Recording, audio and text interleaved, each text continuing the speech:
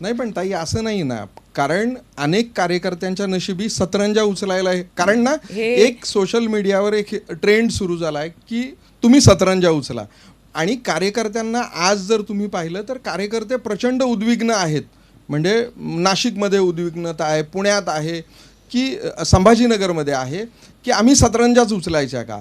जर एखादा कार्यकर्ता आता एखादा मोठा नेता आहे, त्याच्या घरात तिकीट, त्याच्या घरातला नगरसेवक आहे, दुसऱ्याला संधी जर मिळाली तर हे होऊ शकतं ना. एका कार्यकर्त्याला वर्षानुवर्ष पक्षाचं काम करणारा एखादा कार्यकर्ता उमेदवार का होऊ शकत नाही. बरोबर आहे तुमचं, अगदी नक्की होऊ शकतो.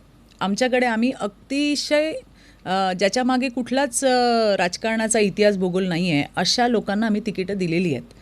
म्हणजे जर मला विचाराल तर आमची शिवडी विधानसभा आहे आणि त्याच्यामध्ये जी आम्ही तिकीटं दिली आहेत ते सगळे सर्वसाधारण कार्यकर्ते आहेत. आणि जसं तुम्ही मला मगाशी म्हणालात की इलेक्टिव्ह मेरिट हे फार महत्त्वाचं आहे. मी फार चांगली कार्यकर्ता आहे, पण मी निवडून येणार का याचा पण अभ्यास पार्टी करत असते.